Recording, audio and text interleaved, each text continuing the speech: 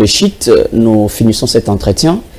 Gouvernement de l'Union nationale, les poids politiques de l'autre côté, comment vous pensez réconcilier cela? Parce que d'après les textes légaux, d'après la Constitution, on vous dira, le Premier ministre est issu de la majorité parlementaire. Et puis, dans la politique interne, le dispatching s'est fait sur base des poids politiques, ça signifie nombre de députés. Et puis, face à ces gouvernements de l'Union nationale, comment est-ce que vous pensez le caricaturer entre les poids politiques et la connotation du gouvernement de l'Union nationale? En réalité, un gouvernement, c'est-à-dire un exécutif, est mis en place pour exécuter un projet national. D'accord? Donc il faut prendre les choses dans l'autre sens.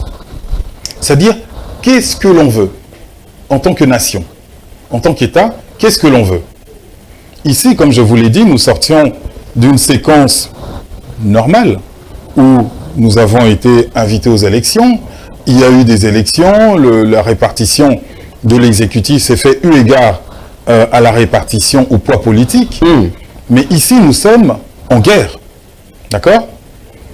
Ce que nous voulons n'est plus ce que nous voulions. Vous voulez mettre à l'écart tous ces partis politiques qui ont milité pour le pouvoir du chef de l'État? Ah non, c'est pas ce que je dis. C'est pas ce que je dis. Je dis, nous devons nous poser la question de savoir ce que nous voulons. C'est à cela que nous devons répondre. C'est à cela que répond un exécutif. N'importe quel pays au monde, encore une fois, je renvoie toujours à ce benchmark, de se dire que la RDC n'est pas sur la planète Mars, nous sommes sur la terre des hommes. N'importe quel pays au monde, y compris l'Ukraine dont tout le monde a parlé, même ceux qui ne la connaissaient pas, se sont mis dans des gouvernements d'exception, dans des moments de guerre. Et d'ailleurs, pour votre information, sachez que des pays comme l'Ukraine, ils ont suspendu l'activité de tous les partis politiques. Ah, ils sont en guerre officiellement. Ils sont en guerre. Nous ne sommes pas en guerre. Nous ne sommes pas en guerre. Non, mais on n'a jamais déclaré un état de guerre. Nous sommes agressés. L'Ukraine aussi est agressée. Non, mais l'état de guerre est différent de non, chronologiquement, suivez. L'Ukraine, dès lors qu'elle a été agressée, je pense le même jour a suspendu l'activité des partis politiques. Ça se passe ici sur la Terre. Et je dirais même que c'est normal. C'est comme ça que ça se passe partout. Moi, je ne suis pas président de la République. Nous avons des constitutions différentes. Non, il ne s'agit pas de constitution. Chez nous, le président doit réunir les deux chambres.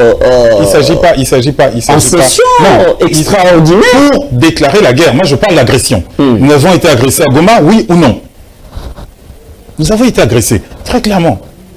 Très clairement. Il y a l'état de siège, sur place, il y a l'état de siège. Oui, mais ça ne change rien au fait qu'une armée étrangère est venue armée dans notre pays pour tuer les enfants du pays. Ça n'est pas quelque chose de mineur. Ce n'est pas quelque chose sur lequel nous devons nous habituer. Cela appelle nécessairement des actions du chef de l'État. Nécessairement. Nous sommes, nous, en droit, moi qui ai mis mon urne avec son nom, je suis en droit de lui dire, Monsieur le Président de la République, vous n'avez pas le droit de laisser les choses en l'état. Vous n'avez pas le droit de laisser le gouvernement tel qu'il est là. Non pas pour que vous me donniez un poste, je ne serai peut-être pas.